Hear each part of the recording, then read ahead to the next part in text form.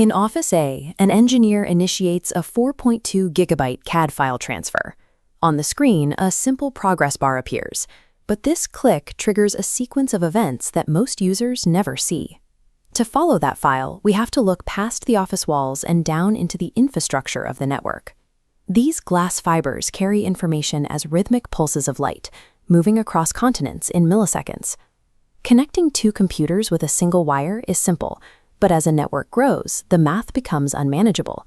To give just 1,000 devices a direct private wire to every other machine, you would need nearly 500,000 separate cables. Instead of building 500,000 roads, engineers build a shared hub. But a shared wire introduces a new problem: traffic management. If everyone uses the same path, the network needs a way to decide who goes first. This challenge led to 3 distinct engineering models. To understand how they shaped our world, we'll track a single fragment of that CAD file, packet P, as it travels through each one. The first model comes from the early days of telephony. To facilitate a call, human operators manually linked physical wires, creating an exclusive, private bridge between two people. Modern circuit switching follows the same logic. Before the data begins to flow, a signaling message scouts the network and locks in the resources at every intermediate node. This creates a dedicated path that remains reserved until the session is over. To share a physical cable, these nodes use time division multiplexing. The link is divided into a rigid timeline of fixed slots. Our data is assigned a recurring slice of that time, ensuring it has a guaranteed path that no other traffic can intrude upon. But if the callers stop talking, those reserved time slots still fire, passing through the network completely empty. Because that bandwidth is hoarded, a new connection request will be blocked if the network is at capacity, even if the existing circuits are currently silent. This model provides a flawless, constant connection, but it is highly inefficient. For the bursty, unpredictable nature of internet data, the rigid reservation of resources is a waste of network capacity. A different approach emerged during the telegraph era.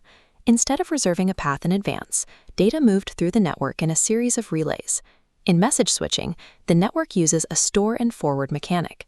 The first intermediate node must fully receive the entire 4.2 gigabyte file before it can begin sending it to the next hop. While this removes the need for a setup phase, the delay compounds with every hop. For a large file, the time it takes to transmit the entire message across multiple nodes results in minutes of latency. This method frees up links for other users once a message has passed, but the storage requirements and delivery times make real-time interaction or web browsing impossible. The internet relies on a different conceptual leap. Rather than sending a massive file as one block, the network shatters the file into thousands of tiny, standardized fragments. Each piece, like packet P, is a self-contained unit. It contains the actual user data, known as the payload, and a header that carries the source address, destination, and a sequence number. The routing metadata in the header adds roughly 1% of overhead. This small amount of intelligence allows every packet to act as an independent courier, finding its own way through the global maze. Fragmentation enables pipelining. Because the pieces are so small, a router can begin forwarding the first packet while it is still receiving the second. This keeps every link in the path simultaneously active, drastically reducing the time it takes for data to start arriving. Routers use statistical multiplexing to interleave packets from different users.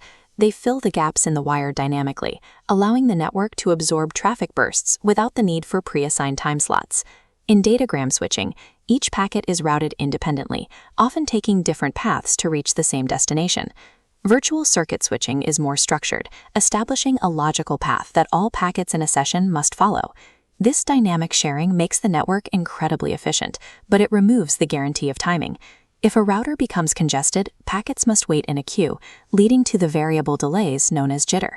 At Office B, packets arrive out of sequence, and some are missing entirely. The destination sorts sequence numbers and requests retransmissions for lost pieces.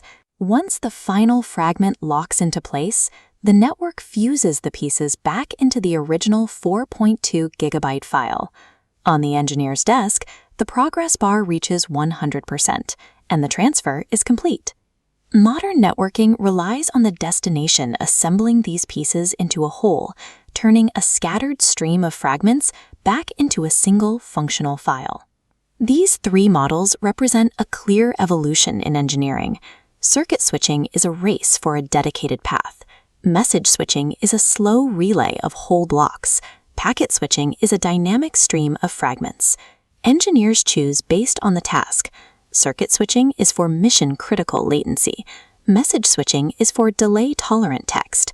Packet switching scales the global internet.